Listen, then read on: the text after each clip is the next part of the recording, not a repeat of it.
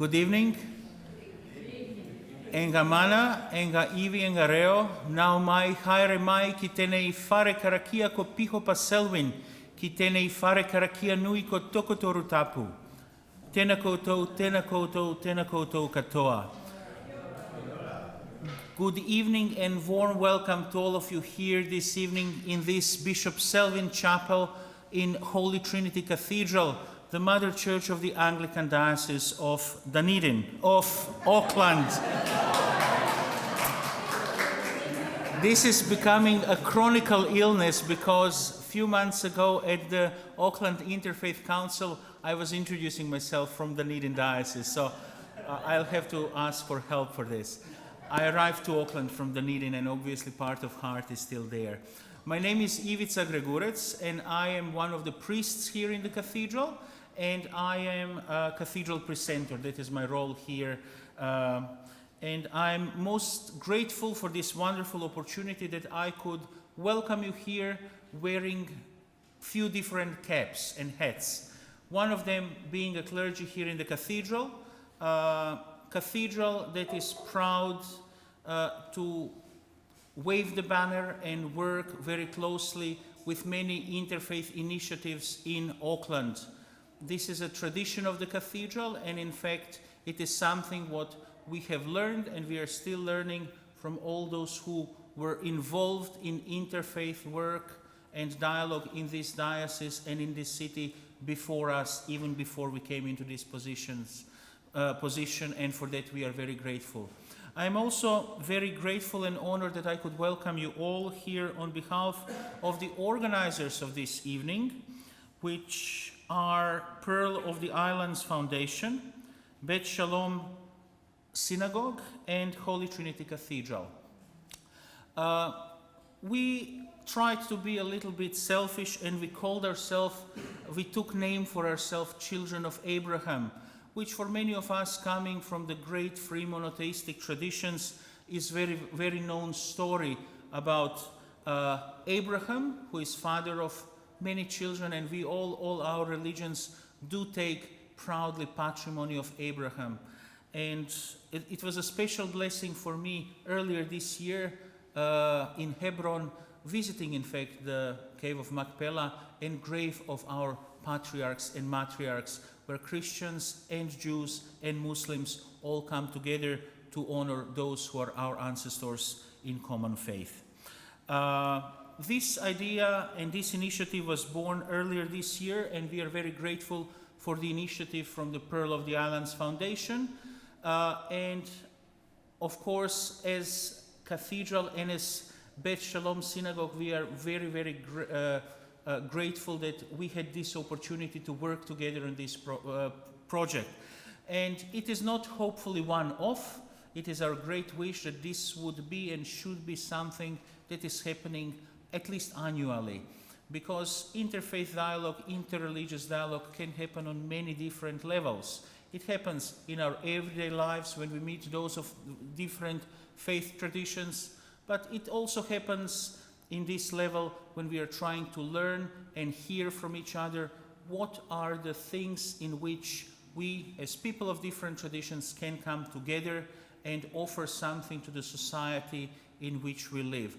And it is our deep belief and selfish agenda which we have underneath of organizing this event that we will eventually discover that as children of Abraham we have quite a lot in common. Without too much of me anymore, I would like just to explain you how will be this evening looking like, what are few rules that we have for this evening, and we will go to our speakers. Our important rule for this evening is this is a place of hospitality, of manakitanga, and we are gathering here as people of three great monotheistic religions, Judaism, Christianity, and Islam. We are here not trying to sort out the problems or ride on any of the political agendas, and everyone has to feel safe in this space. We are not here to debate any of the political issues or ideologies that maybe people might have in the world today. We wish that every of our speakers and guests here feel welcome and breach of that hospitality. Well, we will be in hospitality to our guests, because it's breach of very important thing that is close to us. And that was the reason why most of you did eventually register, and that was one way for us to see who is coming to this program this evening. Our topic for today is Peaceful Communities, Faiths for Social Justice. It was planned that this evening we will have 3 guest speakers. Mr. Jules Geddy speaking to us from Jewish perspective. We will have Professor Douglas Pratt speaking to us from Christian perspective. And it was planned to have Professor Ismail Al-Bayrak, who would be offering to us Muslim perspective. He will be offering us Muslim perspective, but via link from Australia, because unfortunately he is not able to be with us here today. Islam, Christianity, and Judaism are all religions with their roots going back to Abraham. We wish that we learn today something what our faiths have to offer about social justice. So our first speaker this evening will be Jules Geddy. Jules was born in Johannesburg in South Africa. Congratulations. We are very proud, well done. Carrying the flag of the Southern Hemisphere, well done. For rugby, of course. You are qualified as a chartered accountant at Wits University. Jules was also the CEO of an auditing, advisory, and computer software company in South Africa. He has been in New Zealand for 22 years, and his passion has always been teaching. He was a faculty member of Florence Melton School of Adult Jewish Learning. He is heavily invested in education and learning, and we know that you are a passionate supporter of All Blacks. So well done. Okay, good, excellent. I am a football, supporter, but I still appreciate passion for rugby, which I see in this nation. So please, Jules, come and join and share with us your insight.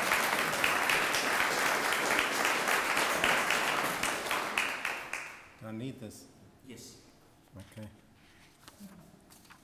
And this, what is this? It's connected. We are recording you. Okay. So, kia ora, shalom, good evening, assalamu alaikum. And one that I just learned a few weeks ago in Sri Lanka, it's Ayubowan. And I asked them, that's the traditional greeting, and I said, what does it mean? And it means long life. Ayubowan. So when they greet you, they say Ayubowan, which is quite a nice greeting. I feel privileged to be here. I'm privileged because this is such a beautiful place, but more so that I'm seeing so many people of different faiths. And if I had the time, it would be really nice that I could shake everybody's hand and get to know everybody. Because that's what this is about. And indeed, that's what social justice is about. Thank you, Naomi, for inviting me to come and talk here. And also thank you to Pearl of the Islands, Holy Trinity Cathedral, and Beth Shalom. And of course, this lovely church for hosting us. I'm going to be talking in 4 parts tonight. The first one is I'll define social justice from a Jewish perspective. Then I will talk about the basis in Judaism. Then I'll deal with some of the categories of justice or injustice. And then I'll conclude with the word action. Because what's the good of learning unless you can do something with it? So I'll conclude with action. But first, we have a tradition. And it comes from a great rabbi. His name was Rabbah, who lived 1700 years ago. He had many students, thousands of students in his lifetime, and he never had a class, he never started a class without first telling a story. And he said that when you laugh, then it puts you in a good frame of mind, and it opens up the channels of the mind that you can learn. So I hope that I do have something tonight which will be of learning, but first let's tell the story. So we're on to social justice, and the story is at the height of a political case in court, the prosecutor was addressing the witness, and he said, "Isn't it true that you took a bribe of $5,000 to compromise this case?" And the witness was kind of casually looking around and didn't acknowledge the question even.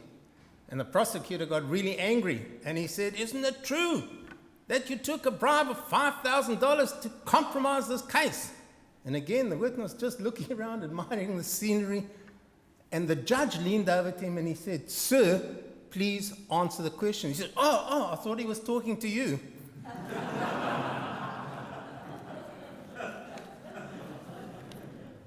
Right, what's the definition of social justice? The Oxford Dictionary says social justice is justice in terms of the distribution of wealth, opportunities, and privileges within a society. It is more than just giving of charity. It is ensuring equality and access to all resources that enable us to create health and wealth. What is social? Social has its ordinary meaning. It's relating to a society or an organization. We've had many societies in our history, from tribalism to communes to socialism, communism, democracies, capitalism. The only one that appears to have shown some signs of working in masses of people is capitalism. But I'll come back to that later. What is justice? Justice is exactly that. It's just behavior or treatment. Just behavior or treatment. I take you to one of the great rabbis who lived, I think he was born 110 BC, and he died 10 AD at the age of 119. His name was Hillel the Elder. And the story is told that he was once asked if he could teach the Torah to somebody while he stood on one foot. He said, "Sure, stand on one foot." So he stood on one foot, and he said, "That which is hateful to you, do not do unto others." That is the entire Torah, he said. The rest is detail. Now go and study. And there's some merit in that. That's social justice. We know what is just for ourselves. And if it's not just for ourselves, why do it to others?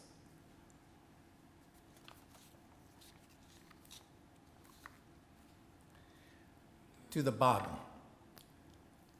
The constitution of social justice in the Old Testament comes from the chapter called Shoftim. Shoftim, the meaning of Shoftim, the Hebrew word, is judges. And in the Bible, the names of the chapters usually come from the first word or word in the first sentence of that chapter. So Shoftim is the beginning of this sentence, and it's judges.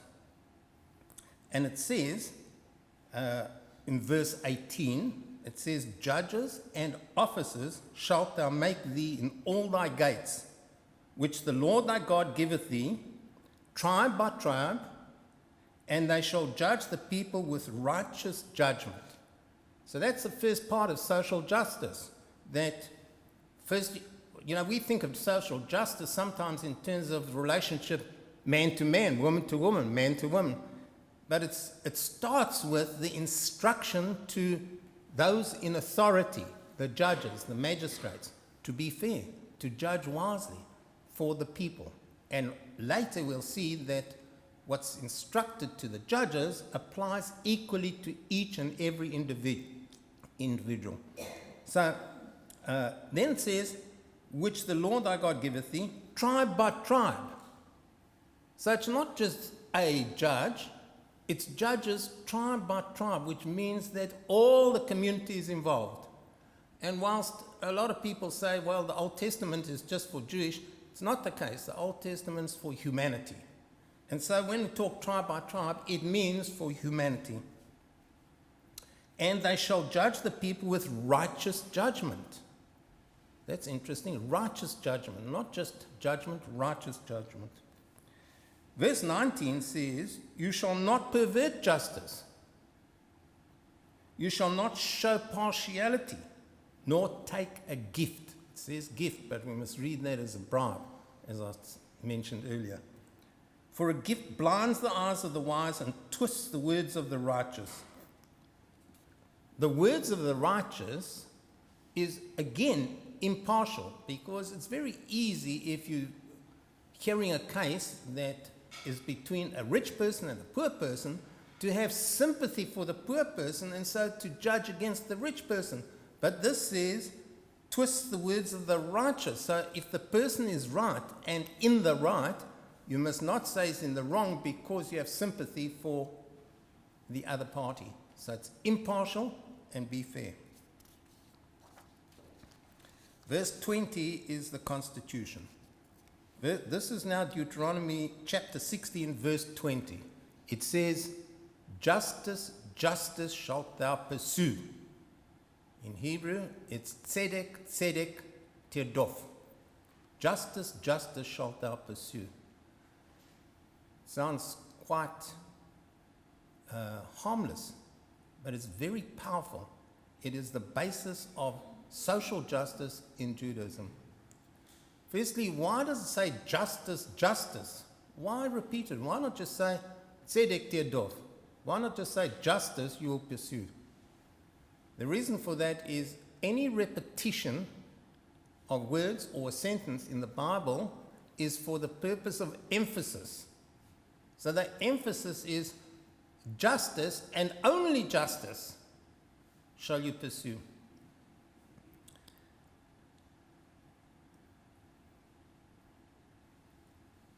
The prophet Amos said, let justice roll down as waters and righteousness as a mighty stream. How cute is that? The waters and a mighty stream. So that's the foundation of social justice in Judaism. Justice, justice shalt thou follow. Now, a little bit about some Bible verses that I've picked out which support this. First one is Isaiah 1:17. It says, learn to do right, seek justice, relieve the oppressed, and loveth the stranger in giving him food and raiment. There are many passages, and the passages refer to the orphan, the widow, the poor, and the stranger. And all over in the Bible, in the Proverbs and Psalms. Why that category of people? Because they are disadvantaged. They can't look after themselves. They may not be able to look after themselves. And so it is our duty to take care of them, to protect them, to provide them with the necessities of life. Deuteronomy 10:19 says, love ye therefore the stranger, for you were strangers in the land of Egypt. Now, we were strangers and we were slaves, and then 2,000 years ago we were dispersed. And Jews have been living in foreign lands throughout the last 2,000 years. In some of those countries, there was harmony and they were well treated as strangers. In some of the countries, it was horrible.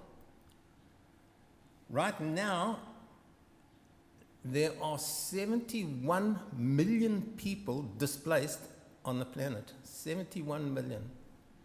Our population is nearly 5 million. That's 15 times our entire population is displaced.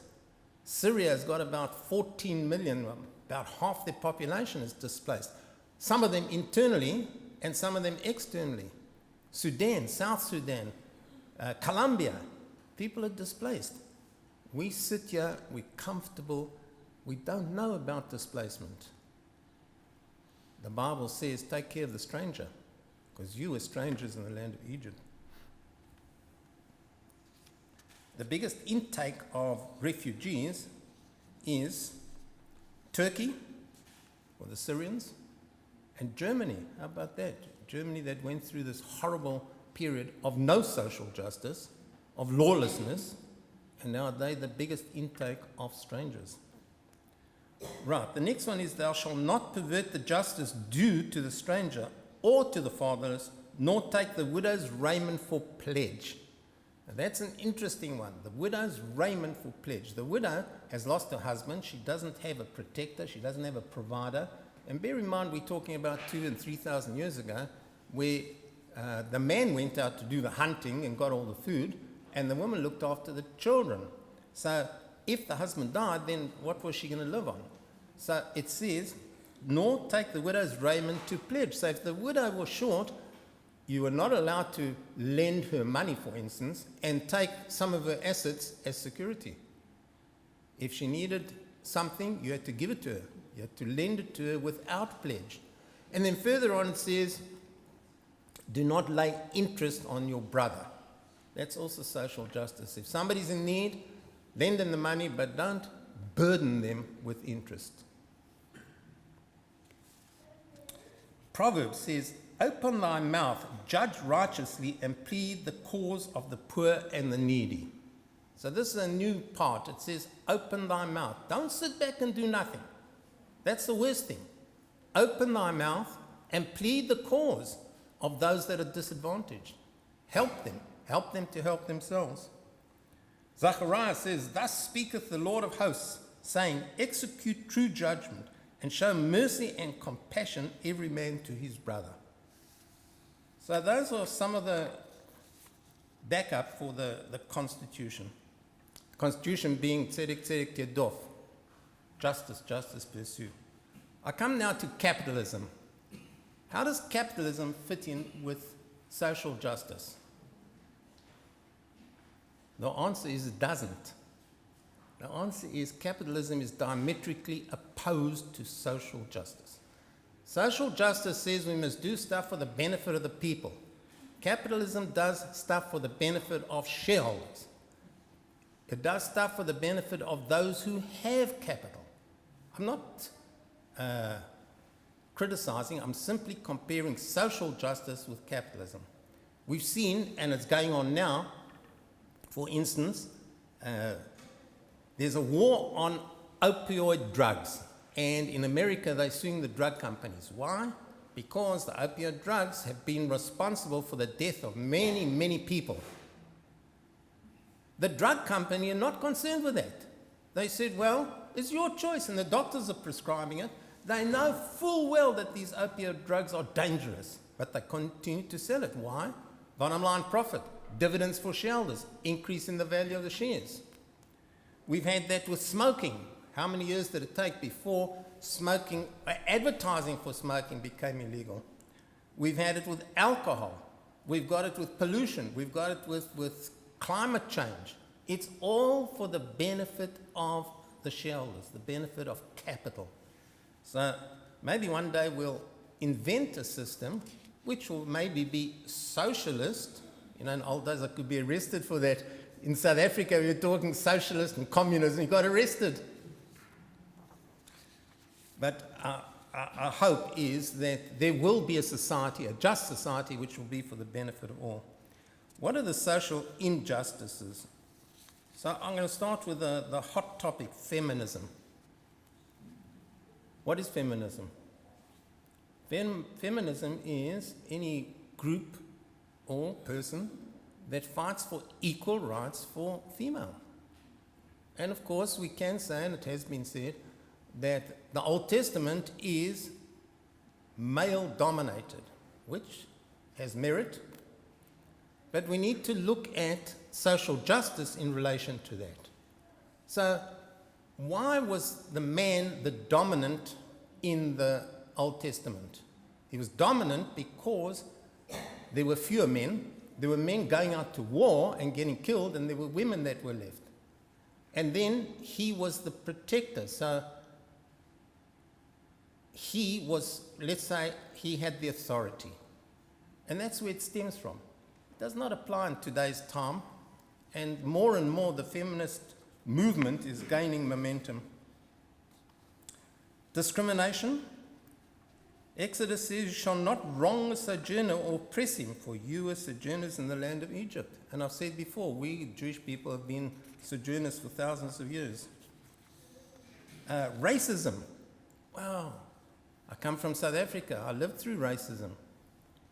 We had laws in place which were quite severe. And we as a family and as a firm, we ignored those laws. We employed people of color. We gave them opportunity. And I'm really proud to say that we followed social justice even though the law was against us. Labor, same thing. Labor laws, the law in the Bible is if you have a worker, slave, after 6 years of serving for you, you must let him go free. Not only let him go, but you must give him a pension. You must give him from the fruits of his labor that he accumulated your wealth sufficient that he can live. We do that now. We have laws which protect labor. We have rates of pay. You know, in Bangladesh, the minimum wage is $47 a month. They're increasing it this year, December, by 50% to $95. Can you imagine that? Living on $95 a month? Deuteronomy says, you shall not oppress a hired servant who is poor and needy. You shall not keep his wages overnight. That's clearly saying, well, we know your position and we're not going to put you into any strife. The Sabbath. The Bible says, observe the Sabbath. And it says, you and your son and your daughter and your worker. Look after the worker. I come to the conclusion. The teachings of the Bible apply to all humanity. And even though we do not follow all the teachings, it does not invalidate the teachings. All judges should follow social justice. Each and every individual should follow social justice. The Bible teaches us to act. We have two words, Na'aseh and Nishma, in that order. We will do and we will listen. Forget about the listening. First do, and then after that listen. Here are two things that you can do. Seek out an injustice, anywhere, one individual, a group of individuals, and do something about it to right that injustice. Second, make a regular contribution to an organization that is doing just that. There are two that I know. The one is Amnesty International, and the other is Uri L'Tzedek. Uri L'Tzedek is awakening to righteousness, to justice.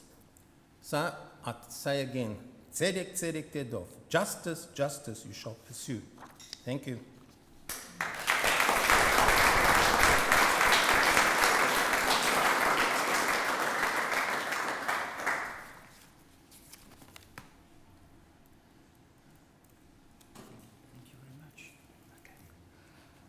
Thank you very much, Jules. Thank you very much for your kind words. And for sure, there were more things. I was sitting here on the side and I saw you were skipping page by page just to be in your limit of 15 to 20 minutes. But there will be opportunity, of course, for questions and answers after we hear all of our free speakers. At least those two who are present here will be able to give answers to your questions. So if there is something that comes to your mind during the presentations, please remember it. You will have chance to ask our Jules and Douglas later. We are trying to test now our faith and our skills with technical things, and I know that Yasser is very competent. We will try to establish now link with Dr. Ismail Al-Bayrak. He completed his master's at the University of Ankara in 1995, and he received his PhD degree from Leeds University in 2000. He then took up a position at Sakarya University in Turkey, where he taught and wrote on Quranic studies, classical exegesis, Ibadi exegetical works, and contemporary approaches to the Quran and Orientalism. He also has research interests in the place of Muslim communities and their activities in a globalizing world. In January 2008, he was appointed to Islamic chair at Australian Catholic University and worked 5 years. Currently, he works as a professorial fellow in Australian Catholic University. So we are in your hands, Yasir, now.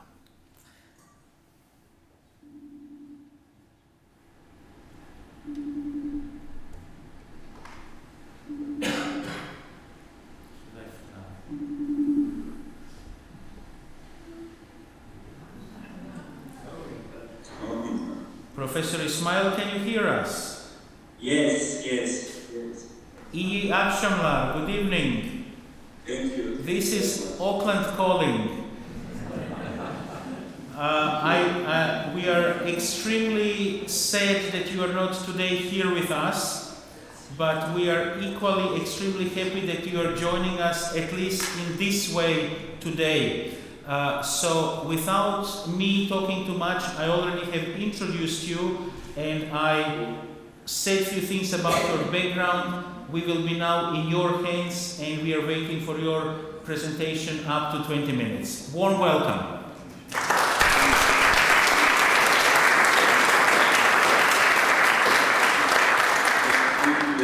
Thank you very much. I wish I were there, but there's no problem. I would like to begin with greeting all of you with my, the Muslim greetings. Assalamu alaikum wa rahmatullahi wa barakatuh.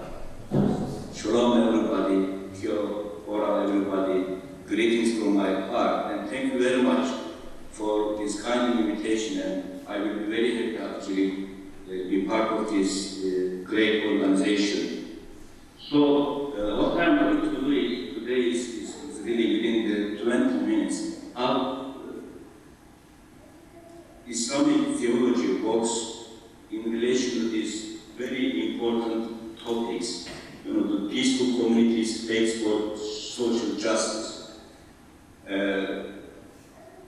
I'm a theologian, and recently I have very interesting experience in Turkey. I stayed nearly 20 months in jail, and I have to tell honestly, I rediscovered the importance of the justice, the importance of the faith, and the importance of the peaceful society after 50 years old, 50 years. And these are very timely topics and very, very important.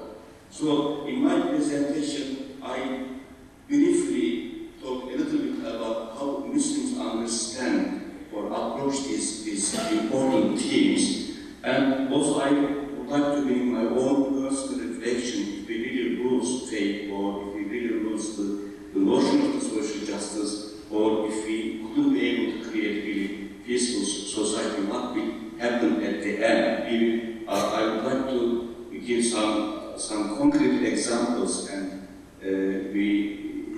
I want to discuss these topics.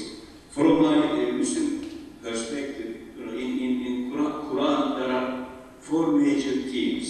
One of them is the Tawhid, the oneness of God. The other is the Nubuwwah, the prophethood, very important concept. The third one is the Hashir, we say, the hereafter resurrection. And the last one is the justice. And all the themes in the Quran turn around these 4 major themes. Every topic related to these 4 topics. And for Muslims, the purpose of the life, or the purpose of their existence in this life, actually to manifest God's names and exhibit their marvels before the eyes of every creation. So we look at the life, decoding the names of the God. Now, we are talking about peace, we are talking about faith, we are talking about justice. And justice is one of the beautiful names of God. And peace is one of the beautiful names of God. And faith is beautiful name of the God. So when we fulfill or implement real justice,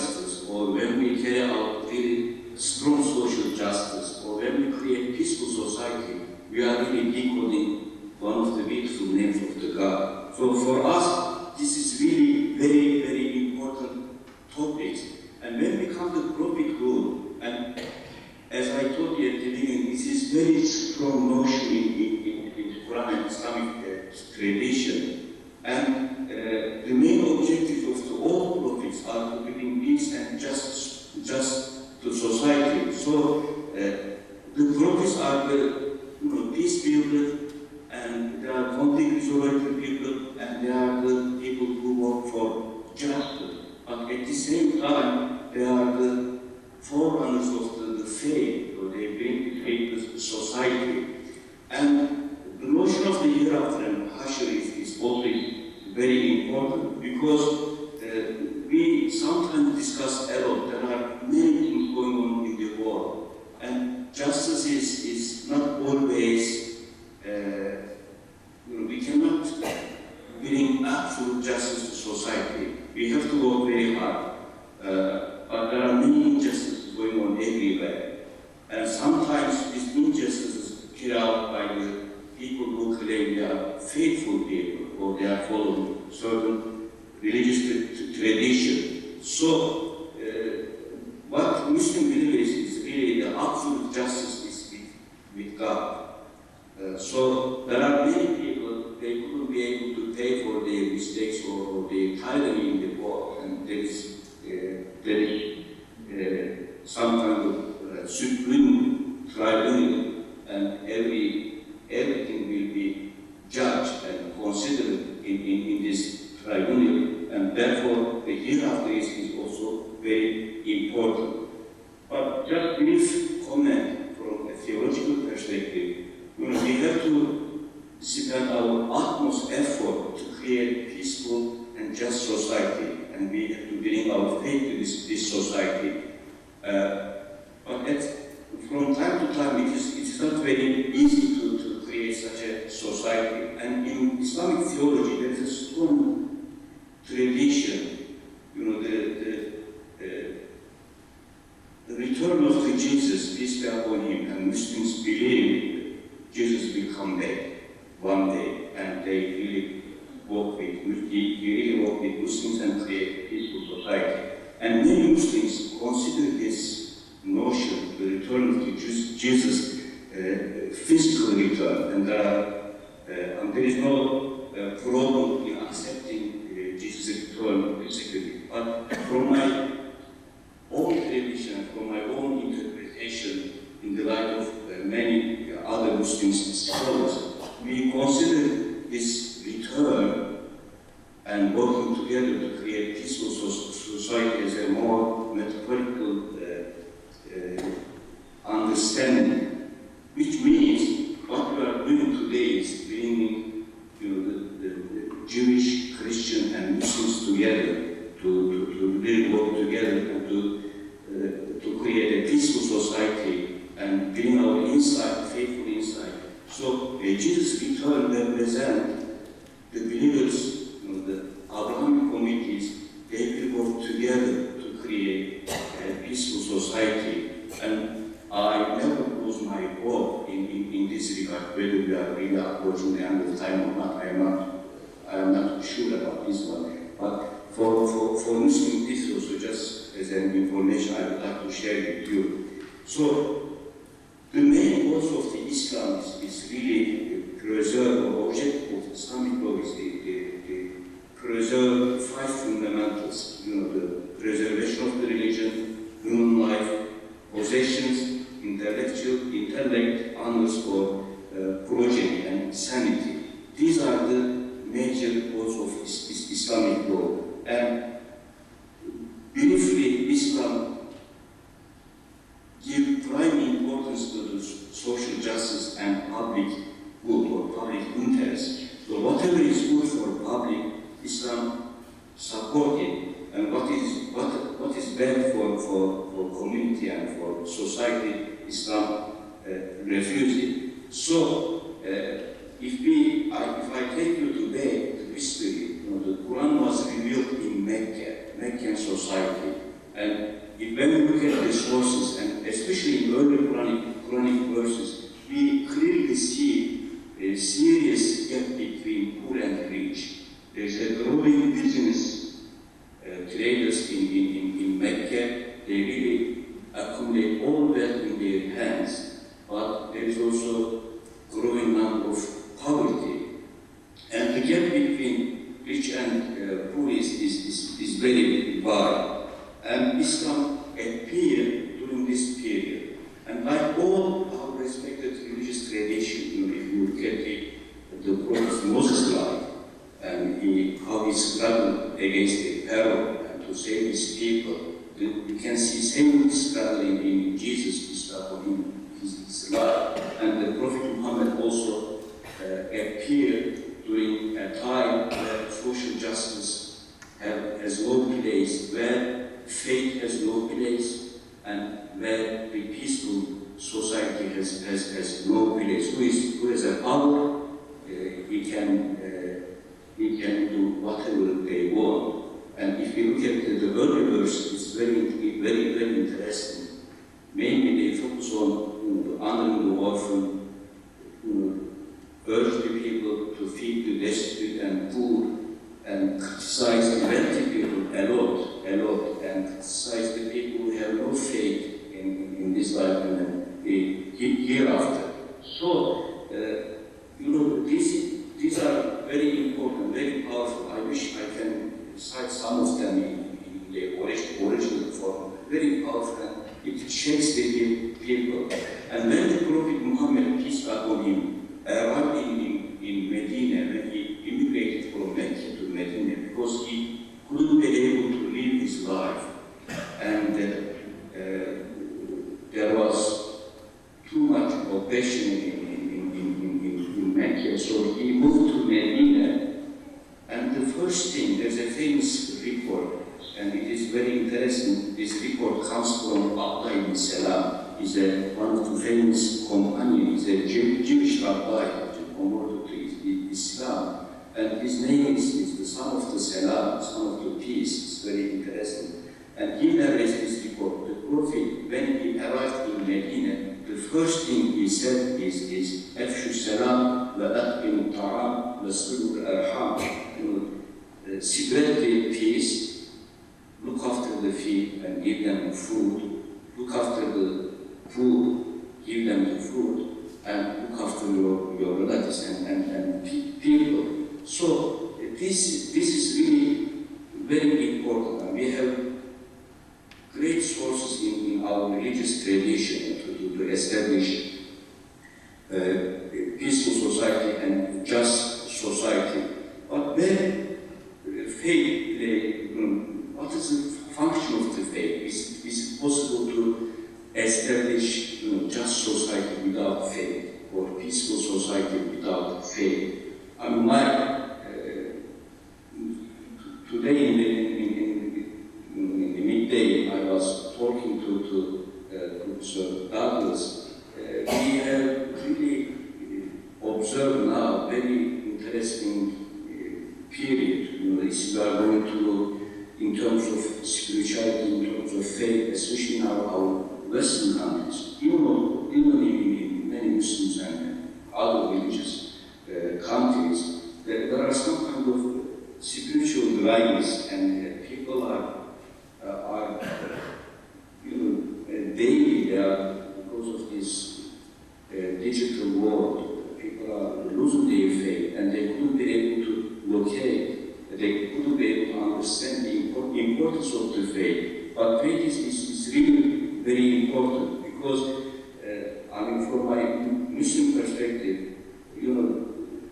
all rights, everything is God-given, and faith also is gift of God. And it is almost impossible to really, if we lose the meaning of our life, or if we lose the faith, it is very difficult to establish social justice in society, because faith, first and foremost, is a community, and faith forces us to interact. And there's a beautiful saying of the Prophet Muhammad, peace be upon him. He says, a faithful, a believer who engage with society and be patient for their aggressiveness is better than those who are not engaged.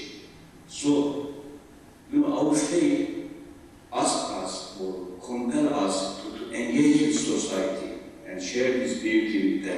also contribute to peace and contribute to social justice.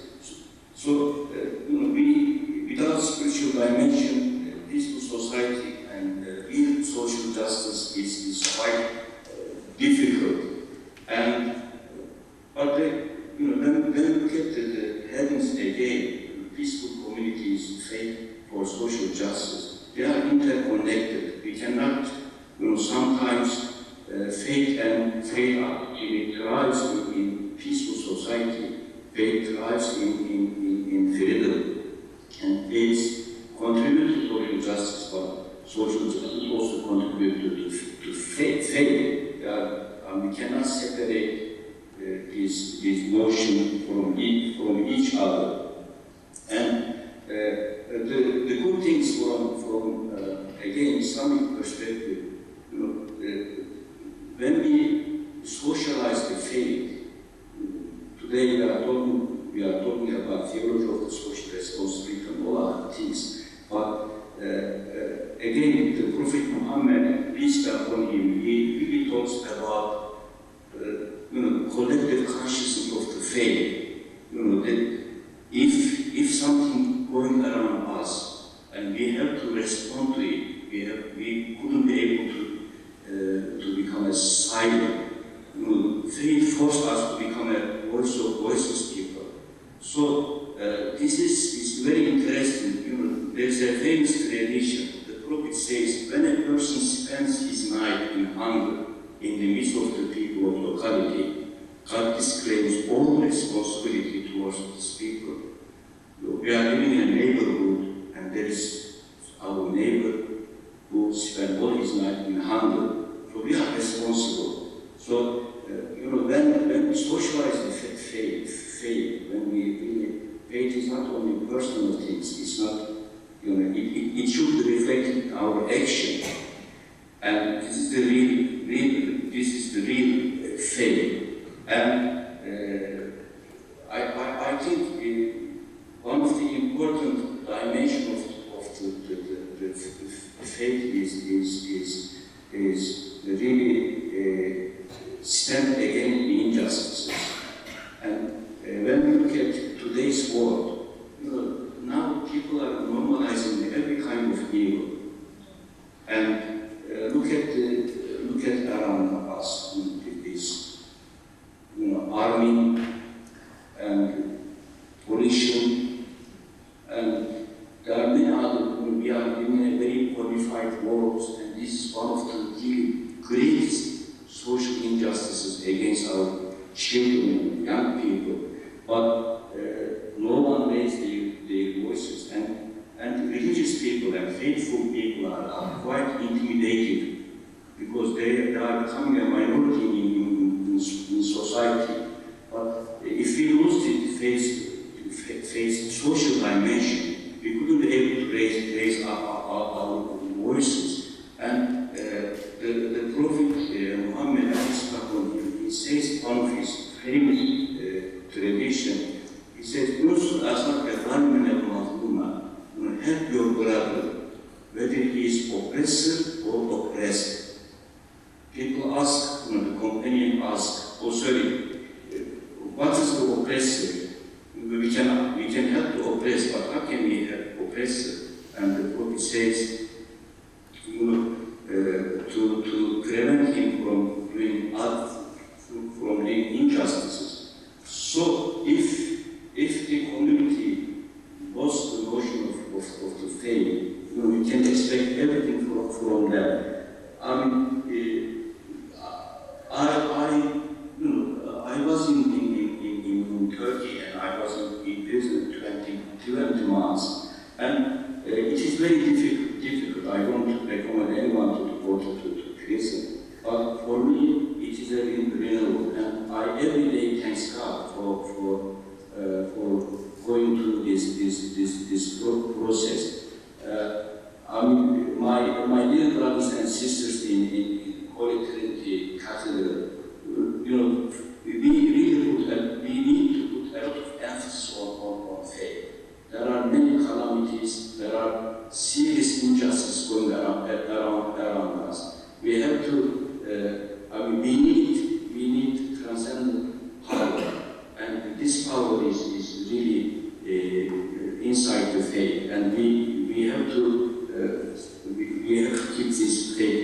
And during these 20 months, my faith helped me to really keep alive and to help others and contribute to my inmates. And within one day, in Turkey, 150,000 people lost their jobs.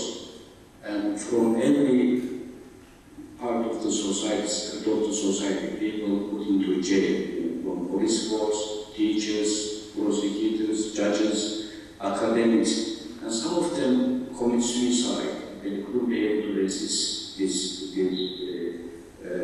injustices. But I think the fight for social justice does not mean that everything will go smoothly every time.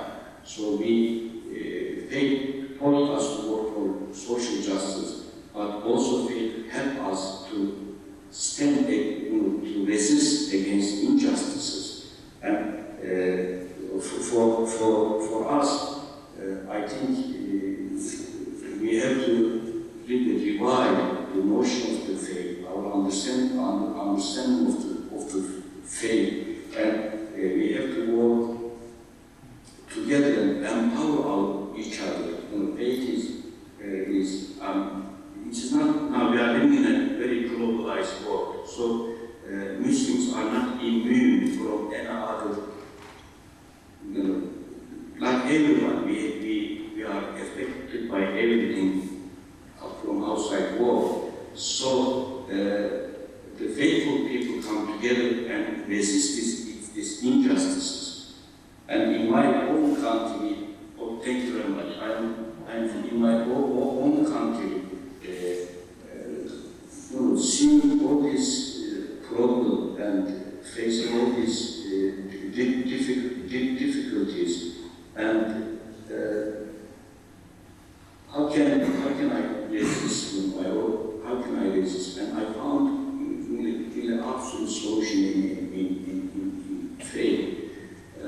Therefore, I think we have to be very careful and we have to be very sensitive in regarding the faith and faith issues, and we really find a way and place, open more space and more place in faith in our society in long term. So we have to work together for this great job. And actually,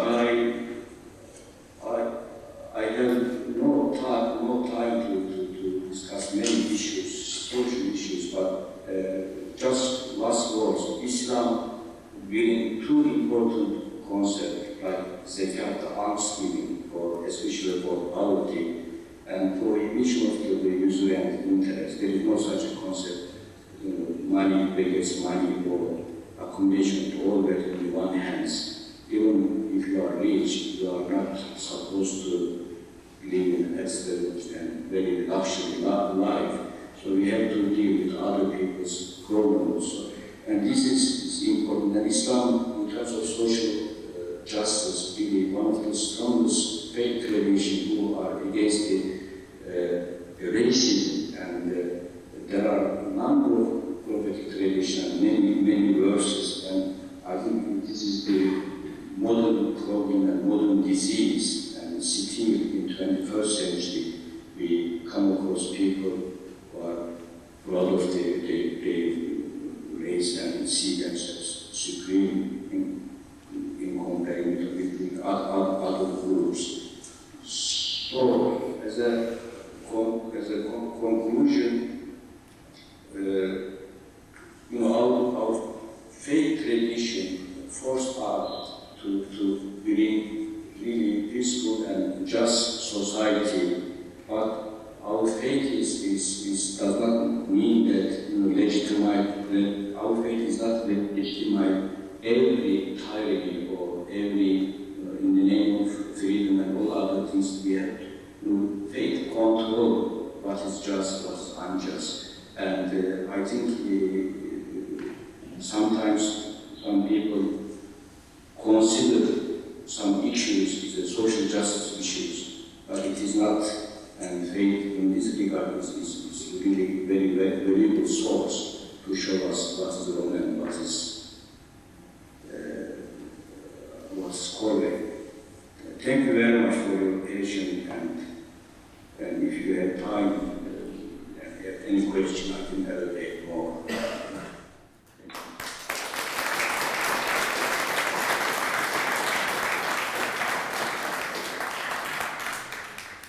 Thank you very much, Professor Ismail. We are more than happy to keep you on the link if you would like to hear, if you like to hear Professor Douglas, because he is still to present his talk. And after that, we will have question and answer session. And well, we can of course ask a few questions to you too. So please, if you're willing to stay with us, you're more than welcome. I would like to call immediately to our third speaker, Professor Douglas Pratt, who has taught religious studies at the University of Waikato for over 30 years, retiring in mid-2018. He currently holds appointments as honorary professor in the Theological and Religious Studies program of the University of Auckland. He is adjunct professor in the Faculty of Theology in University of Bern, Switzerland, honorary senior research fellow at the University of Birmingham, UK, adjunct professor, law and religion, the University of Fiji, and associate researcher with the Center for the Study of Religion and Politics at University of St. Andrews, Scotland. He will offer to us the Christian perspective. Occasionally, Doug is also a preacher in Holy Trinity Cathedral, and we are really glad that we can have him this evening also as a speaker at this panel. So, warm welcome.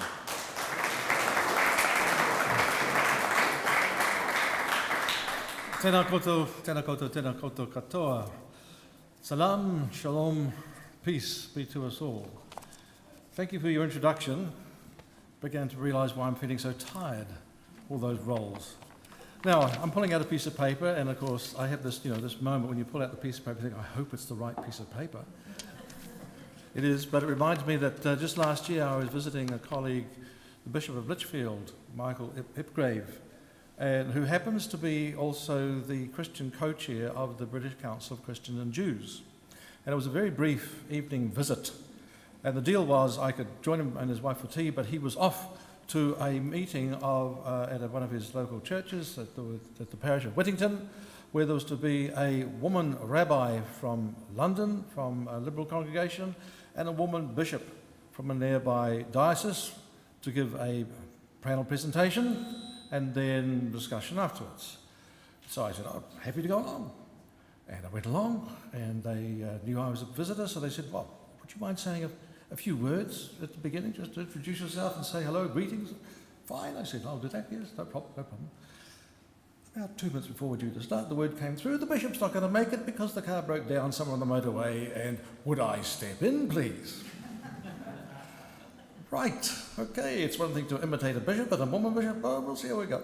So I then suddenly had to sort of just off the cuff do it, and it made me realise one little lesson in all this, that sometimes it's a nice idea not to have any forewarning at all. There's no time to panic, no time to think about it, you just have to dive in. I will say this, after the break, when there was a panel discussion, the panel was comprised now of the woman rabbi, the good bishop Michael, and myself, 3. Most of the questions, of course, were the woman rabbi, but at the end I was able to pass this comment.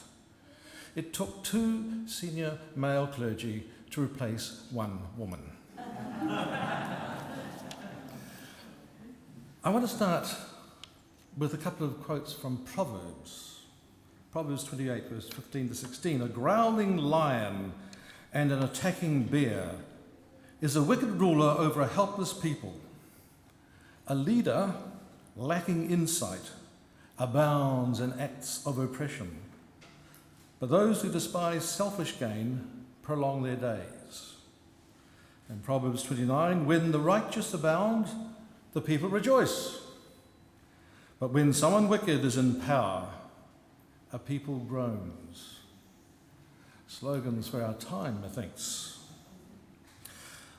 But not only slogans for our times, it kind of highlights the facts, as the other two speakers have indicated already. The nature of social justice is that you realise what it is when you haven't got it, when it's being trampled on, when it's being curtailed, when people are suffering for whatever reason. We're aware, of course, of personal justice. I often like to think of and make reference to what in some lists is the 9th, in some lists is the 8th commandment. It's the commandment about not bearing false witness against your neighbour. Because when you flip it around and say, what's it like to have false witness borne against you?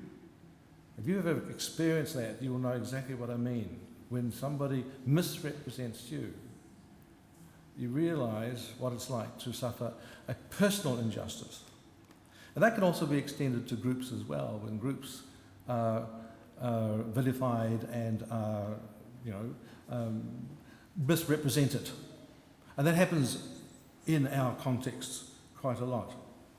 But social justice is very much particularly, of course, to do with the group context, the dynamics, the structures within which individuals exist. And within the biblical tradition, as we heard from our Jules, isn't it? That's right, earlier on,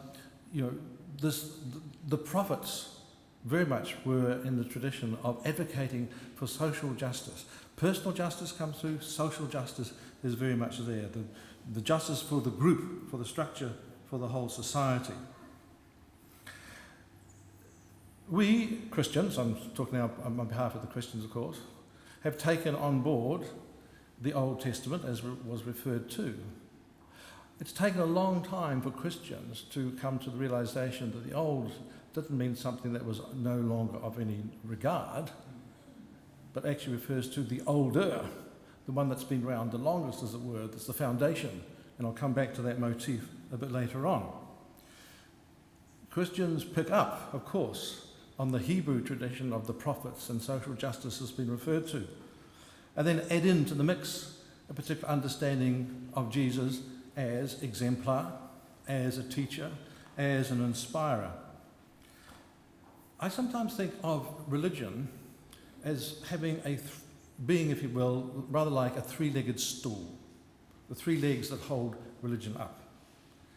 And they are, in very simple terms, myth, metaphysics, and morality. And by myth, I mean, of course, all the stories, the legends, the stuff that lies outside of history, the fund of understanding and information and so on that we have. When you think of a figure like Jesus, the myth, of course, is the stories of Jesus. Not only the scriptural stories, but the legends that some traditions have woven around him. The metaphysics, of course, refers to the particular kinds of beliefs. Often these two things get confused. The beliefs about, the nature of. And this is where, in many Christians go quite cross-eyed at this point. You can talk about God as three hypostases in one ousia. What's that? Or Jesus as kind of, two in one natures. Oh, what's that? Or you can say God is love. That's better. In other words, we can get caught up in these kind of technical, what I call metaphysical issues and questions and so on. But what we come through to very often is the morality. The morality is, how do we live? What's the example? What's the teaching? What is the word? What is the insight? And as the rabbi mentioned, just that version of do unto others. The rest is all footnotes, or whatever. How we live together as people, how we live in a society, how we live in the world around us in this day and age. So when you unpack myth, metaphysics, and morality, there's a lot more to it than what those words on the surface may suggest. The morality is, of course, the ethics, the how of how we live, the issue of justice, personal and social. And tonight we're focusing on social.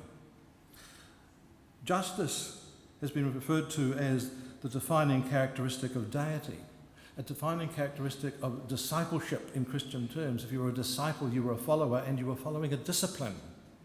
It's not something casual. It's trying to understand what is God saying to us today. What is God wanting of us today? What is the way and the will of Christ for us today as Christians?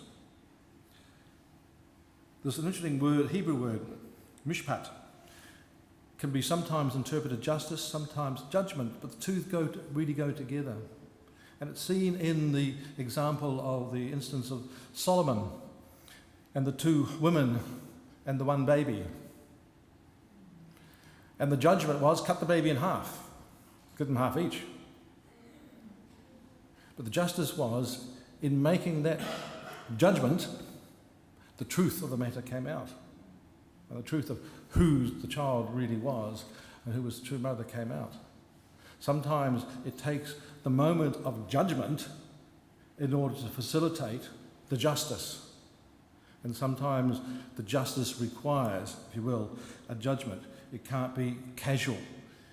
It's not something that we can sit lightly to and just ignore.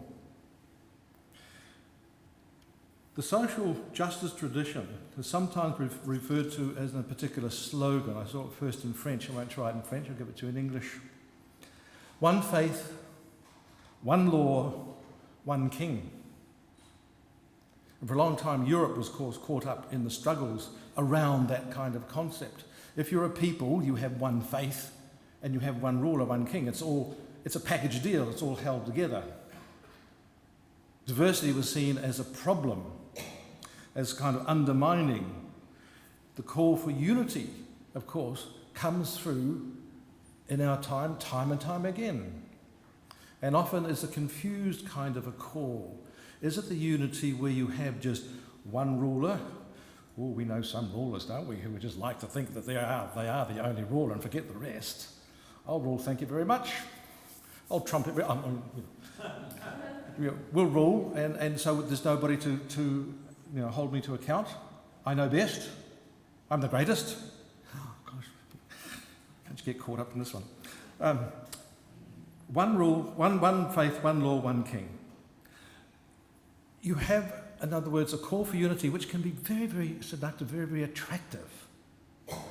But the counterpoint is the threat of an imposed uniformity, which, of course, is what fascism is all about, imposing a uniformity.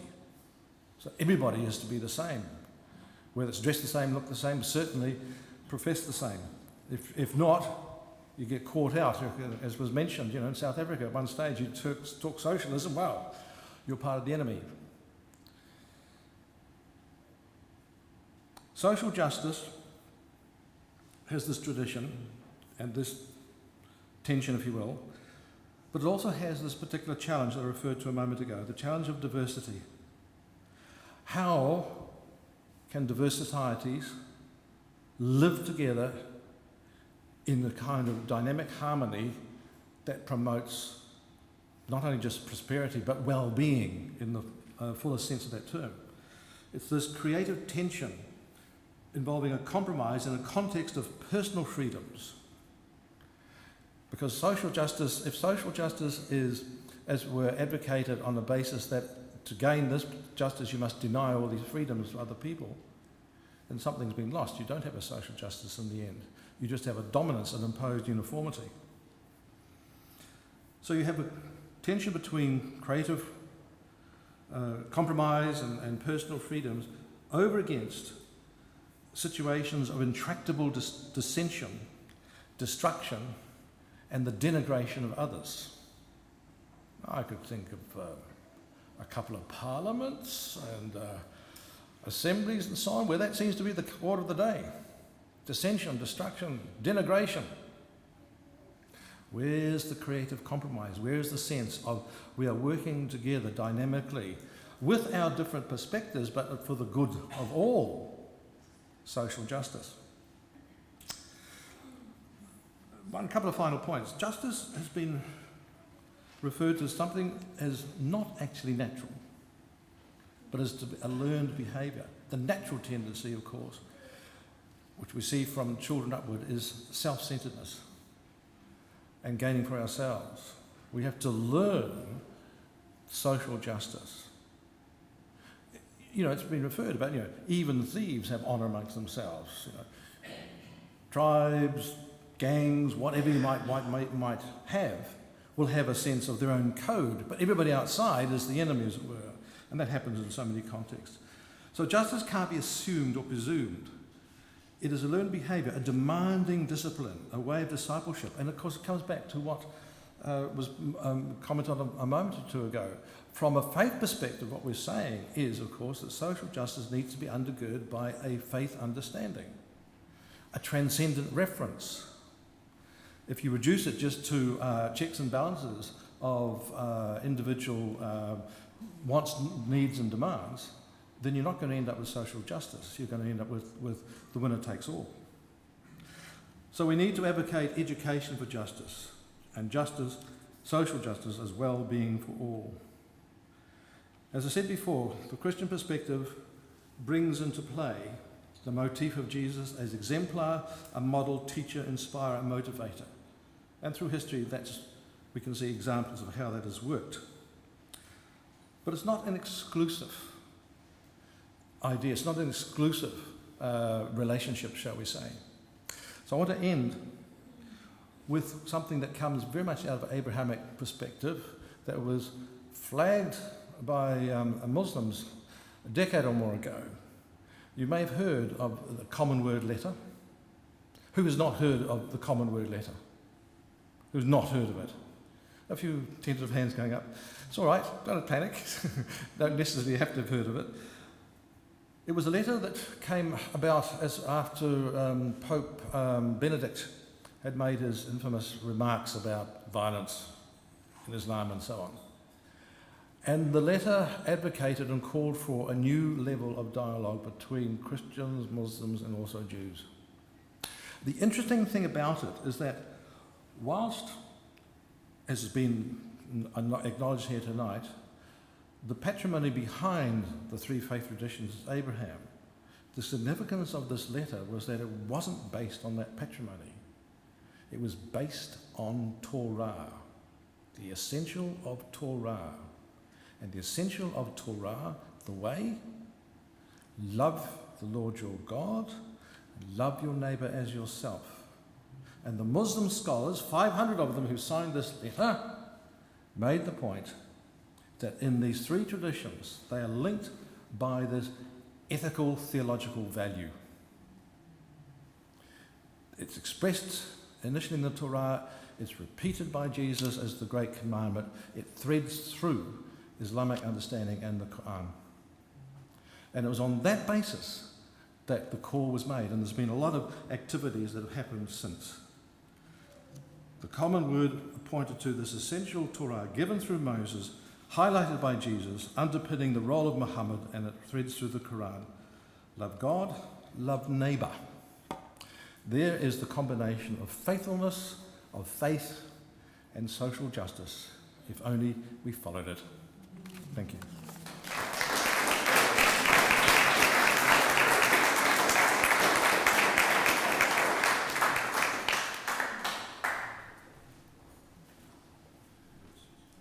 Yes, please. Thank you very much, Professor Douglas, for your words. I would like to invite now Jules, you please come forward, sit with Douglas. Professor Ismail, we are also turning to you. Can you hear us?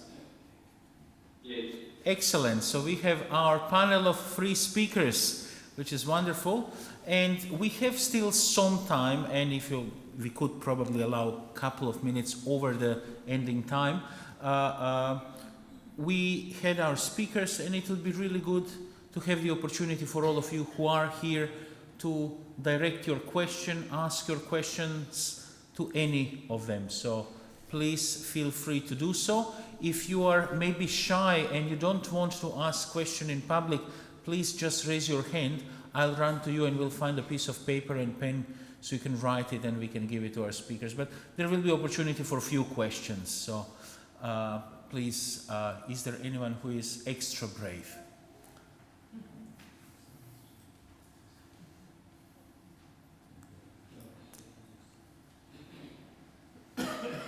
Okay, is there anyone who is of average?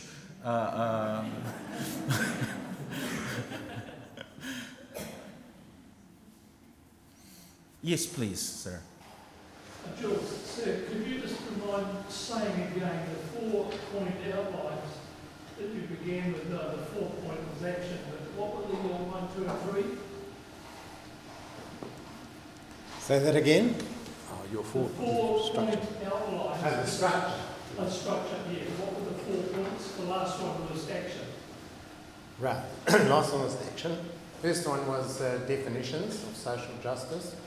The second one was biblical references, thank you. And the third one was some specific social justices or injustices.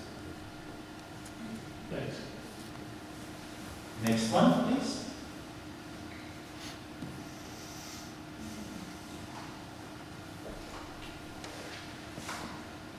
I'd like to address our Jewish guests and say that I had an encounter with a Jewish gentleman on an airport bus one day. We were heading to the airport, away from the airport, and we both got the same flight.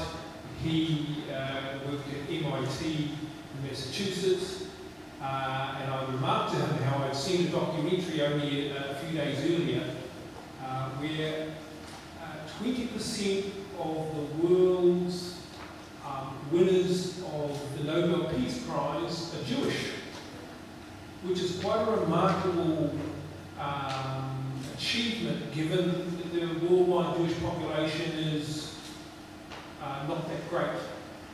It represented sort of less than 1% of the world's population.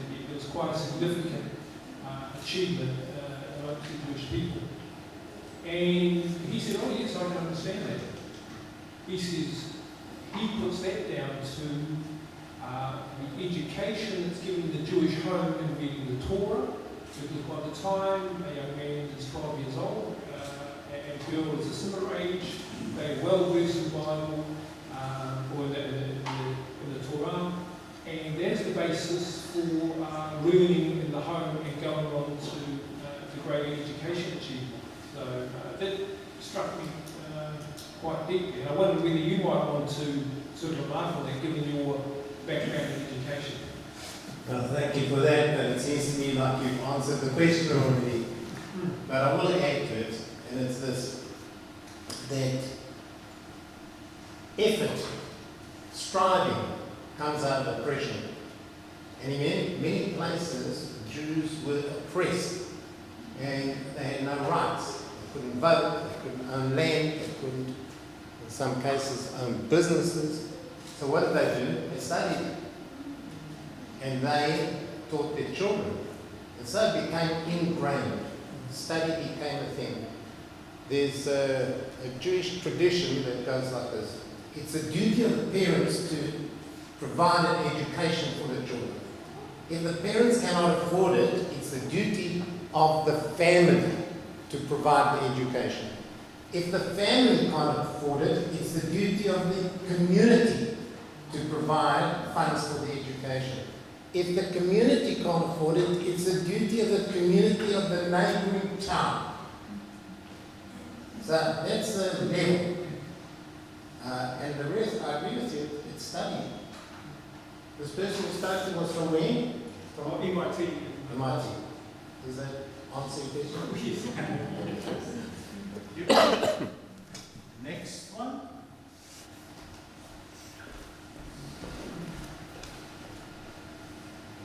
Jules, there's a little more interesting statistic about comedians in America.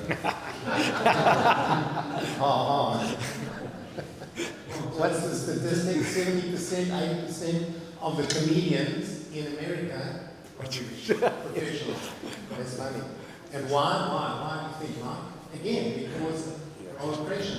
The way that Jewish people in this oppression expressed themselves was two ways. One was humor, and the second one was curses. They would curse people. They had no rights to the legal system, and if they did go to the police or to the magistrate, they were laughed off. So they got to cursing. Like, for instance, it's a Jewish curse. Somebody would say, May you grow like an onion with your head in the ground. That's a kind person.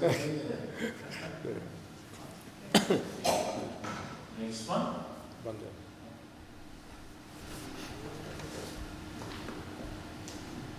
I'd just be interested to hear from each speaker briefly about the concept of God as just, linking that with the punishment of the evil, which is certainly very strong. I've just been reading Psalms, and that is a very strong message, but I think that there's also something that has given many people hope, many people who were oppressed and persecuted and suffered, that in the next life or next world, there would be a rebalancing.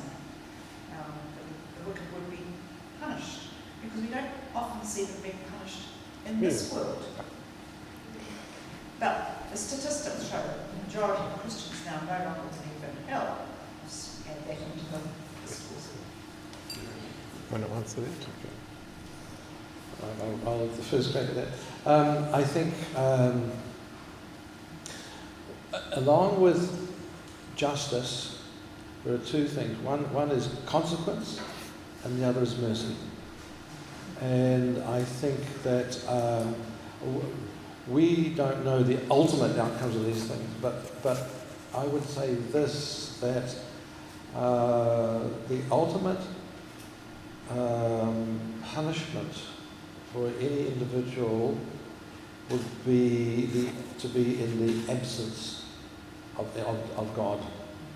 And I would argue, or want to suggest, that we actually see that level of punishment around us time and time, and that there are people suffering because they have no sense of the divine, no sense of faith, no sense of what life is for, and they are suffering now. So there's a sense in which I think punishment to me is really the outworking of consequences of actions. Mercy comes in when, for example, in relation to forgiveness, and I think that in all our traditions there is a sense in which there are stern judgments that are issued about if you do so and so, you are going to cop such and such. But God is ever merciful, and maybe it won't happen, or maybe something else will happen that's better, and so on. So you get that kind of balancing going on, I think, that's happening even now. We don't have to wait until we die to find out. I think most of us know as we live. We know what consequences we have reaped, and we also know the mercies that we have enjoyed.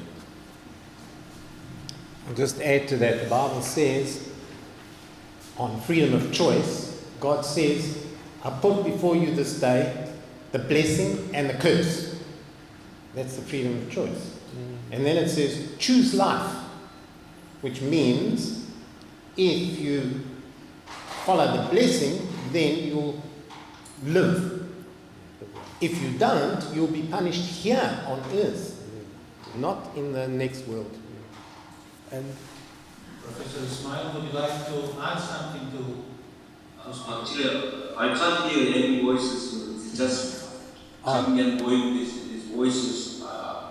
If you clarify the question, I can't hear anything. So we are talking about God, who of course is just, and equally there is a question which comes in of punishment and of mercy of God. So what would you say from your perspective? I think I summarized correctly in the past. yeah. So God who is just, but who is also merciful at the same time, and punishment. Really, I can't hear the voices. There's a very poor connection. Can you hear me? Yes, we can hear you perfectly. Can you hear us better now? Yeah, can you just say a little to your voice when you ask the question? Okay, so we are talking about God who is just, and we are trying to see in which way that relates with God who is also merciful, and God who is forgiving. And judge. And also judges what is good and what is right and wrong. Okay. If I understand correctly what you are saying, generally speaking, people consider, the Quranic God is the God of justice. There is no compassion, there is no mercy. Just it treats on the basis of justice. But I think many people forget. Muslims every day they begin what they are going to do is with the name, the most compassionate, most merciful of God's name. But this is a big question. I think the justice is very important, but the mercy and compassion is far more important than the justice. Without compassion, there is no justice, and without justice, there is no compassion. They complete each other, and we cannot separate these two. And I think both of them are quite important. From a Muslim theological perspective, this is the question of the evil or theodicy. What is ugly, what is evil, what is good. Generally, we look at the issue from two perspectives. One of them is something is good, essentially good with its own self. But sometimes the events or something is good, as a result, it is good. I can share my own experience. Being in prison unjustly or unjustly is not good. But at the end, I benefit a lot from this injustice, and it turns out as a good thing for me. And sometimes we have weaknesses. Sometimes we have some. We face some really injustice in our workplace, in our other places. But we don't know at the end what it turn out. It will become a good thing. So from the creator's perspective, there is no ugly. But as I told you in my talk, the absolute justice is really with God. We can only strive and work hard to establish the justice with our own capacity, and there is no absolute justice in the world. I hope this is. Thank you very much. That was clear. We have time for 2 quick questions or 1 big one.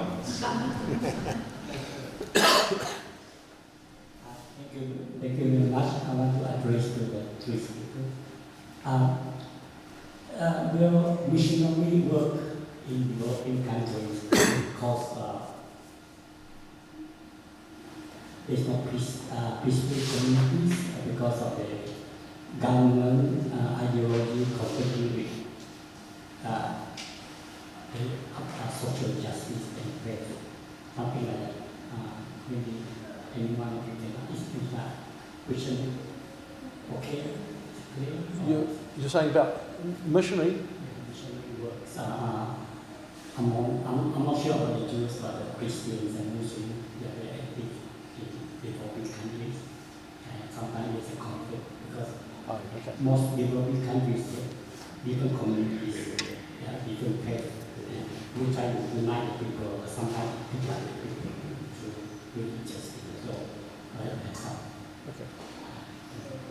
It largely depends on the agency engaged in missionary activity, whether it's Muslim or whether it's Christian.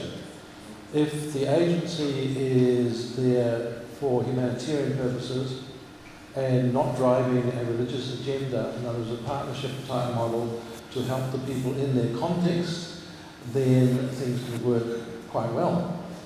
But when there is a classical, you might say, evangelical agenda from typical Christian point of view, then that can often run into direct conflict with the social norms and so on, and you have this paradox of, this is particularly I'm thinking of certain Western Christian agencies whose value system is primarily focused on the individual. And will go into situations promoting the notion that every individual has the right to choose their own religion. And of course we want you to choose ours. But they're in a context where the societal structure is that every individual is an integral part of our society and belongs to our community. And if they actually choose to take on another identity, they have broken the bonds of that fellowship. And that, in some cases, can bring quite severe sanctions.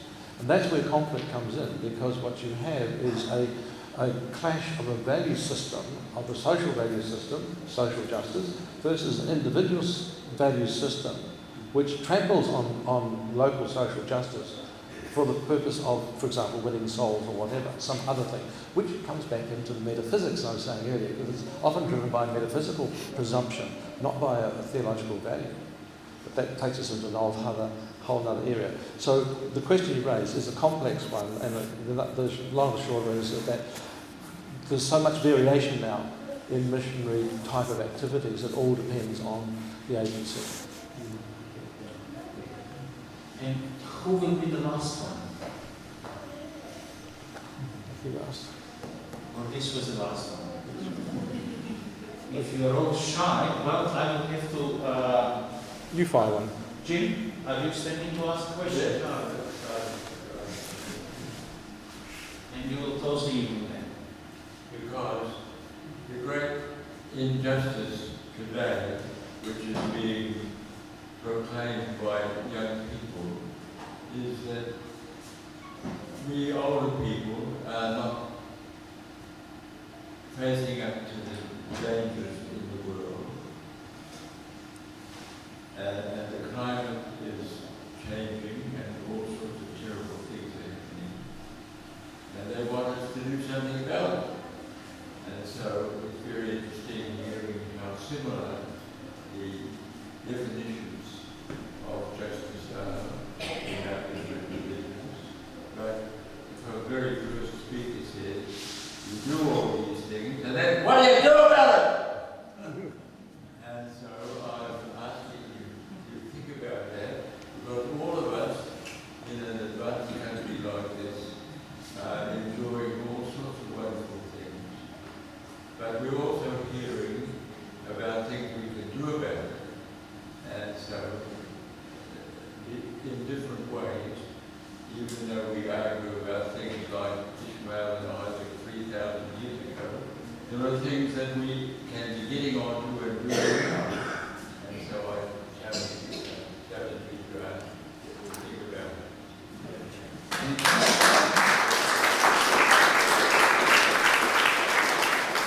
This is where the talking stops and the action begins. Thank you very much to each and every one of you. Thank you, of course, to Jules. Thank you for breaking the ice and speaking the first. Thank you, Professor Ismail. Stay with us for a little bit more. And Professor Douglas, thank you so much for your contribution. I would like to invite Dean of this cathedral, the Very Reverend Ann Mills, to come here, because we have a small present for our speakers. I'm terribly sorry, Professor Ismail, we won't be able to give you your present, and maybe Australian quarantine would anyway be very strict with you taking it back to Australia. But we will give presents to the speakers who are here, and then to someone else on your behalf. I've got Sophia to help me as well. Can I just add my welcome to everyone who's here? And again, it's a joy and a delight for us to be able to welcome all of you as we gather tonight. I was reminded as I listened to the words of wisdom of our speakers, we have a number of young people, well, we have 3 extra young people living in our house at the moment who my daughter kindly brought back from France, 20 and 21-year-olds, one from South Africa, one from Spain and one from the UK. And as we sit around our dining room table having dinner at night and begin to just have casual conversation, there are many things in New Zealand that we take for granted that we think everyone else understands, like being in the sticks, or like in a chili bin, or like going to the batch. And all of a sudden, around the dining room table, with 5 different countries in conversation, this language that we go, what do you mean? What are you talking about? Where are we going when we're going to the batch? What are you taking us to when we're going to the sticks? And as I sat here tonight, and as we sit here in conversation with you, our brothers and sisters of other faiths, a similar thing begins to happen inside of me. And a whole new world is opened up, where I know so much and I know so little. And every time we gather, I am enriched and blessed by what I know and what I don't know, and the doors and windows that are suddenly opened up in my knowing of God. And so thank you to Jules and Doug and to Ismail for their contributions tonight, to all of you for coming to share what we know and what we don't know. And the conversation, I know, will continue. So thank you for blessing us and being with us.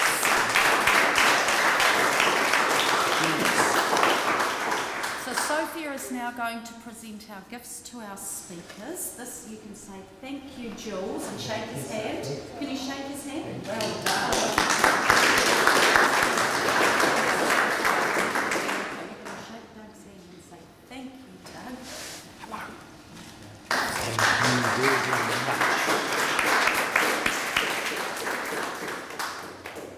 And you know Yassa, so you can go and give Yassa. He doesn't know yet that he will get it, you know. So you know Yassa. Go and give Yassa yours from Ismail. This is for Ismail. Go and shake. You know Yassa.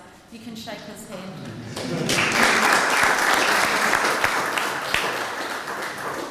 The most important thing now is for Sophia is that underneath this building there's as much underneath as there is upstairs, and I happen to tell her that. So she's dying to get downstairs to see. But thank you all, and we look forward to sharing again with you. God bless.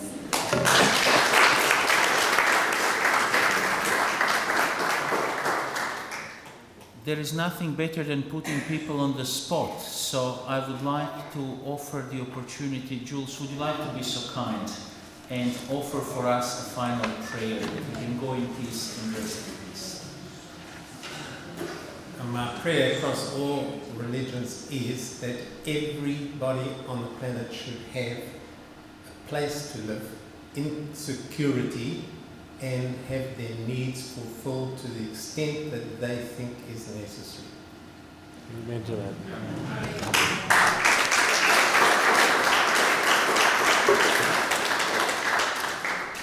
Ko Marie, good night. Laila Tov, thank you very much to all of you. Thank you, Professor Ismail, for your presence among us too. God bless.